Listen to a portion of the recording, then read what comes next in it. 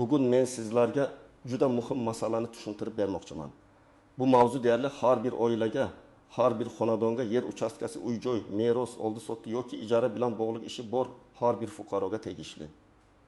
Gap yangi qonun va uning amalda odamlar hayotiga qanday ta'sir qilishi haqida ketadi. Agar siz bu o'zgarishlarni bilmasangiz, ertaga hujjat rasmiylashtirishda, mulkni sotishda, meros olishda, kredit garovi qo'yishda yoki davlat organiga murojaat qilganda jiddiy muammoga duch kelishingiz mumkin. Shuning uchun videoni oxirigacha ko'ring. Men hammasini oddiy tilda misollar bilan tushuntiraman. Oldin qanday edi? Endi nima o'zgardi? Kim xavotir olishi kerak? Kimning holati xavfsiz? Qanday xatolardan ehtiyot bo'lish kerak va aynan qanday hujjatlarni tayyorlab, qayerga murojaat qilish lozim? Kanalga hozirroq obuna bo'ling. Videoga like bosing. Chunki bunday ma'lumotni vaqtida bilish ko'p hollarda pulingizni, vaqtingizni va asabingizni asraydi. Men amaliyotda ko'p ko'rgan holat shuki, odamlar uyda yashab yuradi, yeridan foydalanadi. Hovlisiga qo'shimcha xona quradi. Bolalarga uy ajratadi. Lekin hujjatga kelganda hamma narsa aniq emas. Kimnidir kadastr bor, lekin chegara noto'g'ri ko'rsatilgan. Kimnidir eski qaror bor, lekin davlat ro'yxatidan o'tmagan. Kimdir uyni otasidan qolgan deb biladi, lekin meros hujjati rasmiylashtirilmagan. Yana kimdir ko'p yil oldin qo'shnisidan yerning bir qismini kelishib olgan, lekin bu kelishuv faqat og'zaki bo'lgan. Oldingi tartibda bunday vaziyatlar ko'pincha cho'zilib ketardi. Fuqaro bir idoradan ikkinchi idoraga borardi. Hokimiyatga boradi, kadastrga yuborishadi. Kadastrga boradi, arxiv hujjati so'rashadi. Arxivdan hujjat topilmasa, sudga murojaat qilish kerak deyishadi. Sud esa aniq dalil bo'lmasa, talabni qanoatlantirmasligi mumkin. Natijada odam yillar davomida o'z mulkidan to'liq foydalana olmaydi, sota olmaydi, hadya qila olmaydi, garovga qo'ya olmaydi. Merosxo'rlarga bemalol o'tkaza olmaydi. Yangi qonunning asosiy maqsadi shunday chalkash vaziyatlarni aniq tartibga solishdan iborat. Ya'ni davlat endi hujjatsiz yoki hujjati chala bo'lgan ko'chmas mulk masalalarini umumiy gaplar bilan emas, aniq mezonlar asosida ko'rib chiqadi. Qonun shuni aytadiki, agar fuqaro ma'lum yillar davomida yer yoki uy-joydan ochiq, uzluksiz va nizosiz foydalanib kelgan bo'lsa, agar bu yer boshqa birovning qonuniy huquqini buzmasa, agar hudud bosh rejaga, xavfsizlik talablariga va davlat ehtiyojlariga zid bo'lmasa, unda bunday holatni qonuniylashtirish imkoniyati paydo bo'ladi. Bu yerda eng muhim nuqta shuki, yangi tartib hammani avtomatik ravishda egaga aylantirib qo'ymaydi. Ko'pchilik shunday xato tushunadi. Yangi qonun chiqdi, demak, men egallab olgan yer ham endi meniki bo'ladi. Yo'q, bunday emas. Qonun tartibsizlikni qonuniylashtirish uchun emas, balki uzoq yillar davomida shakllangan. Lekin hujjati oxirigacha rasmiylashtirilmagan adolatli holatlarni tartibga solish uchun qabul qilinadi. Agar kimdir kecha bo'sh yerni o'rab olib bugun hujjat talab qilsa, bu qonun unga yordam bermaydi. Oldin ko'p hollarda asosiy muammo hujjatning manbasida bo'lardi. Masalan, 1995 yilda qishloq fuqarolar yig'ini tomonidan berilgan ma'lumotnoma bor. Yoki 2001 yilda hokim qaroriga ilova qilingan ro'yxatda fuqaroning familiyasi bor. Lekin kadastr ro'yxatidan o'tkazilmagan. Shunday paytda fuqaro o'zini mulkdor deb biladi. Davlat reyestrida esa bu mulk to'liq ko'rinmaydi. Amalda esa bank, notarius, sud, soliq organi va kadastr faqat rasmiy ro'yxatga qaraydi. Endi yangi tartib bo'yicha asosiy e'tibor bir nechta masalaga qaratiladi. Birinchisi, mulk yoki yer uchastkasidan foydalanish tarixi. Ya'ni siz u yerda qachondan beri yashaysiz, kimdan olgansiz, uy qachon qurilgan. Qo'shnilar buni tasdiqlaydimi? Kommunal to'lovlar kim nomida? Soliq to'langanmi? Eski suratlar yoki texnik hujjatlar bormi? Ikkinchisi, nizoning bor yoki yo'qligi. Agar qo'shningiz bilan chegara bo'yicha kelishmovchilik bo'lsa yoki merosxo'rlar o'rtasida nizo bo'lsa, masala oddiy ma'muriy tartibda hal bo'lmasligi mumkin. Uchinchisi, yerning maqomi. Har qanday yer ham xususiylashtirilmaydi yoki mulk sifatida tan olinmaydi. Masalan, yo'l, ariq, elektr tarmog'i, gaz quvuri, maktab, shifoxona, zaxira hudud yoki muhofaza zonasi bo'lsa, bu joyga nisbatan alohida cheklovlar bo'ladi. Eng katta o'zgarishlardan biri shuki, fuqaro endi faqat menda eski qog'oz bor deb emas, balki dalillar majmuasi bilan murojaat qilishi kerak. Bu juda muhim. Chunki bitta hujjat yo'q bo'lsa ham boshqa dalillar yordam berishi mumkin. Masalan, 20 yildan beri elektr hisoblagich sizning nomingizda. Suv to'lovi siz to'lagansiz. Mahalla sizni shu uyda yashovchi sifatida biladi. Qo'shnilar chegarani tasdiqlaydi. Soliq qarzdorligi yo'q. Uy texnik ko'rikdan o'tgan. Bularning hammasi birgalikda sizning pozitsiyangizni kuchaytiradi. Boshqa tomondan yangi qonun davlat organlarining mas'uliyatini ham oshiradi. Endi fuqaro murojaat qilganda hujjat topilmadi. Boravering deb javob berish yetarli bo'lmaydi. Vakolatli organ holatni o'rganishi, mavjud reyestrlarni solishtirishi, hududning maqomini tekshirishi, zarur bo'lsa joyiga chiqib ko'rishi, keyin asoslantirilgan qaror berishi kerak. Rad javobi ham oddiy gap bilan emas, aniq sabablar bilan berilishi lozim. Birinchi navbatda hovli joyda yashaydigan, lekin hujjati eski yoki to'liq bo'lmagan fuqarolar bu qonunni yaxshi tushunishi kerak. Masalan, sizning oilangiz 1992-yildan beri bir hovlida yashaydi. Uy otangiz nomiga qurilgan, lekin otangiz vafot etganidan keyin meros ochilmagan. Kadastrda esa eski nom turibdi. Siz uyni ta'mirladingiz, qo'shimcha xona qurdingiz, soliq to'ladingiz. Endi bu uyni farzandingizga hadya qilmoqchisiz yoki sotmoqchisiz. Notariusga borganingizda meros hujjati yo'q, mulkdor vafot etgan, qo'shimcha qurilma ro'yxatdan o'tmagan degan muammo chiqadi.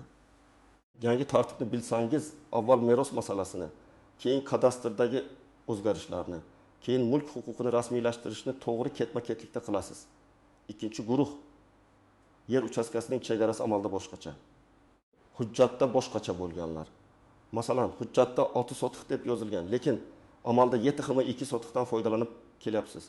Bu ortiqcha 2,2 sotiq qayerdan paydo bo'lgan? Balki eski o'lchovda xato bo'lgan. Balki qo'shni bilan kelishib olingan. Balki umumiy foydalanishdagi yo'lning bir qismi noqonuniy qo'shib olingan. Yangi qonunda aynan shunday holatlarda har bir metrning huquqiy maqomi tekshiriladi. Agar ortiqcha yer hech kimning huquqini buzmasa va ruxsat etilgan hududda bo'lsa, uni tartibga solish imkoniyati bo'lishi mumkin. Lekin agar u yer yo'l, ariq yoki qo'shnining kadastr chegarasiga kirib ketgan bo'lsa, siz men 15 yildan beri foydalanaman deganingiz bilan masala avtomatik hal bo'lmaydi. Uchinchi guruh, noqonuniy qurilma qilgan yoki ruxsatsiz qo'shimcha xona, do'koncha, ombor, ustaxona qurganlar. Masalan, fuqaro uyining old tomoniga 10 kvadrat metrli do'kon qurib olgan. 5 yil ishlatgan, soliq ham to'lagan, lekin qurilishga ruxsat olmagan, loyiha qilinmagan, kadastrga kiritilmagan. Bu yerda ikki masala bor. Yerning maqsadli foydalanish turi va qurilmaning xavfsizligi. Agar uy-joy yerida tijorat obyekti qurilgan bo'lsa, maqsadli foydalanish masalasi chiqadi. Agar qurilish texnik talablarga javob bermasa, odamlar xavfsizligiga xavf tug'dirsa, qonuniylashtirish qiyinlashadi. Shuning uchun soliq to'laganman, demak hammasi qonuniy degan fikr noto'g'ri. Soliq to'lash ayrim faoliyatni ko'rsatishi mumkin. Lekin mulk huquqini avtomatik yaratmaydi. 4-guruh, merosxo'rlar. Ko'p oilalarda ota-onadan qolgan uyda bitta farzand yashaydi, boshqalari boshqa joyda. Yillar o'tadi, uy ta'mirlanadi, ba'zan sotiladi ham. Lekin barcha merosxo'rlarning roziligi olinmaydi. Keyin 10 yildan so'ng boshqa merosxo'r chiqib, mening ulushim bor deydi. Yangi tartib bunday nizolarni yashirib qo'ymaydi. Aksincha, meros huquqi bor shaxslar aniqlanishi kerak. Agar mulkda bir nechta huquq egasi bo'lsa, faqat bittasining arizasi bilan hamma narsa hal bo'lib ketmaydi. Men bunday vaziyatlarda avval meros ishini ochishni, notarius orqali merosxo'rlar doirasini aniqlashni, keyin kadastr va mulk masalalariga o'tishni tavsiya qilaman. Agar sizning mulkingiz davlat ro'yxatidan to'liq o'tgan bo'lsa, kadastr hujjatlari joyida bo'lsa, yer chegarasi hujjatdagi chizma bilan mos bo'lsa, meros yoki shariklik bo'yicha nizo bo'lmasa, siz ortiqcha xavotir olishingiz shart emas. Lekin baribir hujjatlaringizni bir marta tekshirib qo'yganingiz yaxshi. Chunki amaliyotda odam o'zida hammasi joyida deb o'ylaydi. Lekin elektron reyestrda eski ma'lumot turadi yoki uy maydoni amalda 1 kvadrat metr, hujjatda 1 kvadrat metr bo'lib qolgan bo'ladi. Agar siz yangi qurilgan uy sotib olayotgan bo'lsangiz, albatta sotuvchidan faqat kadastr bor degan gapni emas, davlat ro'yxatidan o'tgan ko'chmas mulk huquqi haqidagi ma'lumotni tekshiring. Uy qurib bitkazilganmi, foydalanishga qabul qilinganmi? Yerning maqsadi uy-joy qurish uchunmi? Qarzdorlik yoki taqiq yo'qmi? Shularni ko'rish kerak. Yangi qonun sizni himoya qilishi mumkin, lekin eng yaxshi himoya bu bitimdan oldin tekshirish. Agar siz ijarada yashasangiz, bu qonun bevosita sizga mulk huquqi bermaydi. Men buni alohida aytaman, chunki ba'zi odamlar Men 10 yildan beri shu uyda ijarada turaman. Endi huquqim bormi deb so'rashadi. Yo'q, ijara mulk huquqini yaratmaydi. Sizning huquqingiz ijara shartnomasi doirasida bo'ladi. Agar shartnoma yozma tuzilgan bo'lsa, muddat, to'lov, chiqarib yuborish tartibi, kommunal xarajatlar aniq bo'lsa, siz o'zingizni himoya qila olasiz. Lekin ijara asosida yashash uyini sizniki qilib qo'ymaydi. Birinchi misol. Toshkent viloyatida bir oila 2003 yildan beri 6 sotiq hovlida yashaydi. Eski hokim qarori bor, lekin kadastr 2010 yilda noto'g'ri chizilgan. Hujjatda 4 sotiq ko'rsatilgan. Amalda davor 20 yildan beri bir joyda turibdi. Qo'shnilar e'tiroz bildirmagan, yo'lga chiqib ketmagan, kommunal tarmoqlarga xalaqit bermaydi. Bunday holatda fuqaro ariza bilan murojaat qilib, joyida o'lchov o'tkazishni, eski qarorni, soliq to'lovlarini qo'shnilar bilan chegara dalolatnomasi taqdim etsa, ortiqcha bo'lgan. 6 sotiq masalasi qonuniy tartibda ko'rib chiqilishi mumkin. Ikkinchi misol. Samarqandda fuqaro uyining oldidagi bo'sh joyini o'rab olib 2 sotiq qilib bog' qilgan. 2 yildan beri foydalanadi. Lekin bu joy aslida ichki ko'cha kengaytirilishi uchun qoldirilgan hudud bo'lsa, yoki piyodalar yo'lagi bo'lsa, fuqaro necha yil ishlatgandan qat'iy nazar uni mulk sifatida rasmiylashtirish qiyin. Chunki bunday yer shaxsiy manfaatdan ko'ra umumiy foydalanish va shaharsozlik talablari uchun muhim. Bu yerda qonun fuqaroning faqat foydalanib kelganini emas, jamiyat va hudud manfaatini ham hisobga oladi. Uchinchi misol. Farg'onada aka-uka ota uyini bo'lishmagan. Katta aka uyda yashab qolgan. Kichik uka Rossiyada ishlagan. Katta aka uyini ta'mirlab 120 million so'm xarajat qilgan. 15 yil o'tib uyini sotmoqchi bo'lgan edi. Kichik uka ham meros olishini talab qiladi. Bu vaziyatda men ta'mir qildim, men yashadim degan gap mulkning hammasiga katta akaga o'tadi degani emas. Xarajatlar alohida baholanishi mumkin, lekin meros huquqi alohida masala. Shuning uchun merosni vaqtida rasmiylashtirmaslik keyin katta nizoga olib keladi. 4-misol. Qashqadaryoda tadbirkor uyining bir qismini 40 kvadrat metr do'konga aylantirgan. Savdo qilib yurgan, soliq to'lagan. Lekin qurilish ruxsatsiz, kirish-chiqish yo'l harakati xavfsizligiga xalaqit beradi. Elektr tarmog'i ustidan qurilgan. Bunday holatda yangi qonun soliq to'lagansiz, demak rasmiylashtiramiz deb ishlamaydi. Avval qurilmaning xavfsizligi, joylashuvi, yer maqsadi, tarmoqlar muhofaza zonasi tekshiriladi. Agar xavf bo'lsa, hatto buzdirish masalasi ham chiqishi mumkin. Men eng ko'p uchraydigan xatoni aytaman. Odamlar hujjat bilan foydalanishni bir xil narsa deb o'ylaydi. Aslida foydalanish bu fakt, huquq esa davlat tomonidan tan olingan va ro'yxatdan o'tgan holat. Siz 20 yil yashagan bo'lishingiz mumkin. Lekin agar huquq ro'yxatdan o'tmagan bo'lsa, yuridik muammo qoladi. Shu bilan birga ro'yxatdan o'tmagan har bir holat ham noqonuniy degani emas. Ba'zida odamda haqiqatan ham asos bo'lgan. Faqat o'sha davrda tartib boshqacha bo'lgani yoki idoralar xatosi sabab hujjat oxirigacha rasmiylashmagan. Yana bir nozik masala, o'zboshimchalik bilan egallangan yer va hujjatchalar mulkni aralashtirmaslik kerak. Agar sizga yer ajratilgan bo'lgan, lekin kadastr oxirigacha qilinmagan bo'lsa, bu bir holat.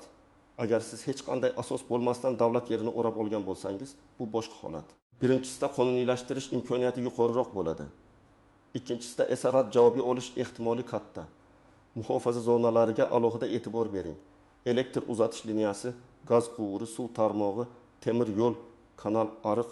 Tarixiy obida, ekologik hudud yonidagi yerlar oddiy yer emas. U yerda qurilish yoki mulk huquqi bo'yicha cheklovlar bo'lishi mumkin. Ba'zan odam mening davorim ichida turibdi deydi. Lekin davor noto'g'ri qo'yilgan bo'lsa, bu davlat yoki tarmoq tashkilotining huquqini bekor qilmaydi. Yana bir muhim jihat, jarima to'lash masalani har doim ham hal qilmaydi. Ba'zan ruxsatsiz qurilish uchun jarima to'lanadi. Odam esa endi qonuniy bo'ldi deb o'ylaydi. Yo'q, jarima bu huquqbuzarlik uchun javobgarlik. Qonuniylashtirish esa alohida tartib. Siz jarima to'laganingizdan keyin ham qurilmani ro'yxatdan o'tkazish, loyiha, texnik xulosa, kadastr o'zgarishi kabi bosqichlardan o'tishingiz mumkin. Shuningdek, soxta hujjatlardan ehtiyot bo'ling. Yangi qonun chiqqanda atrofda men tanish orqali qilib beraman, arxividan qog'oz chiqarib beraman. Kadastrga kiritib qo'yamiz degan odamlar ko'payadi. Men bunday yo'lni qat'iy tavsiya qilmayman. Chunki soxta hujjat bilan bir marta ish bitgandek ko'rinsa ham, keyin tekshiruvda aniqlansa, mulk huquqi bekor bo'lishi Bitimlar haqiqiy emas deb topilishi, hatto jinoiy javobgarlik masalasi chiqishi mumkin. Eng to'g'ri yo'l rasmiy ariza, rasmiy javob, rasmiy tekshiruv va qonuniy hujjatdir. Endi amaliy qadamlarni aytaman. Birinchi qadam. Qo'lingizdagi barcha hujjatlarni yig'ing. Eski hokim qarori, order, ajratish dalolatnomasi, oldi sotdi shartnomasi, hadya shartnomasi, meros guvohnomasi, kadastr pasporti, soliq to'lov kvitansiyalari, kommunal to'lovlar, mahalla ma'lumotnomasi, eski texnik pasport, uy qurilgan vaqtni ko'rsatuvchi hujjatlar, eski suratlar, qo'shnilar bilan chegara kelishuv bo'lsa, hammasini bitta papkaga joylang. Ikkinchi qadam. Kadastr ma'lumotlarini tekshiring. Hujjatda yer maydoni qancha, uy maydoni qancha, chegaralar qanday chizilgan, mulkdor kim, taqiq yoki cheklov bormi, shularni aniqlang. Agar hujjatda otangizning ismi turib, u kishi vafot etgan bo'lsa, avval meros masalasini hal qilish kerak bo'ladi. Agar maydon amalda boshqacha bo'lsa, kadastr muhandisi orqali o'lchov va solishtirish zarur bo'ladi. Uchinchi qadam, mahalla va qo'shnilar bilan nizoni aniqlang. Men tavsiya qilaman. Qo'shnilar bilan chegara bo'yicha oldindan gaplashing. Agar ular e'tiroz qilsa, masalani yashirmang. Chunki rasmiy tekshiruvda baribir chiqadi. Nizo bo'lsa, uni kelishuv, mediator, notarial kelishuv yoki sud orqali hal qilish kerak bo'lishi mumkin. To'rtinchi qadam, vakolatli organga yozma yoki elektron ariza bilan murojaat qiling. Arizada hissiyotli gaplar emas, aniq faktlar bo'lsin. Masalan, men ushbu manzildagi uy-joydan 2002 yildan beri foydalanib kelaman. Yer uchastkasi bo'yicha eski qaror mavjud, lekin kadastr ma'lumotlarida maydon to'liq aks etmagan. Mulk huquqini qonunchilikda belgilangan tartibda ko'rib chiqib, huquqiy baho berishingizni so'rayman. Arizaga hujjatlar nusxasini ilova qiling. Ariza qabul qilinganini tasdiqlovchi raqam yoki kvitansiyani saqlab qo'ying. 5-qadam. Rad javobi bo'lsa, sababini o'qing. Ko'pchilik rad javobini ko'rib, darrov tushkunlikka tushadi yoki aksincha janjal qiladi. Men esa avval rad asosini tahlil qilishni maslahat beraman. Rad javobida yer umumiy foydalanish hududida, muhofaza zonasida. Meros nizosi mavjud, hujjatlar yetarli emas. Qurilish talablariga javob bermaydi kabi sabablar ko'rsatiladi. Har bir sababning yechimi boshqacha. Hujjat yetishmasa hujjat to'ldiriladi. Meros nizosi bo'lsa, notarius yoki sudga boriladi. Muhofaza zonasi bo'lsa texnik xulosa kerak bo'lishi mumkin. Umumiy foydalanishdagi yer bo'lsa, talab rad etilishi ehtimoli yuqori bo'ladi. 6-qadam. Har qanday kelishuvni yozma qiling. Qo'shni bilan yer almashdingizmi? Aka-uka meros ulushini kelishdingizmi? Kimdir ulushidan voz kechyaptimi? Hammasini notarial yoki qonuniy shaklda rasmiylashtiring. Og'zaki kelishuv bugun yaxshi ko'rinadi. Lekin ertaga odamning fikri o'zgaradi. Merosxo'ri chiqadi, farzandi e'tiroz bildiradi. Hujjat bo'lmasa, sizning haqligingizni isbotlash qiyinlashadi. 7-qadam. Uyni sotib olayotganda shoshilmang. Sotuvchi yangi qonun bo'yicha hammasini qilib olasiz desa, ehtiyot bo'ling. Avval uyning hujjati to'liqmi? Yer qonunimi? Qurilish kadastrida bormi? Qarzdorlik yo'qmi? Sud nizosi yo'qmi? Tekshiring. Agar hujjat muammoli bo'lsa, narx arzon bo'lgan uchun ko'zingizni yummang. Arzon uy keyin qimmat muammoga aylanishi mumkin.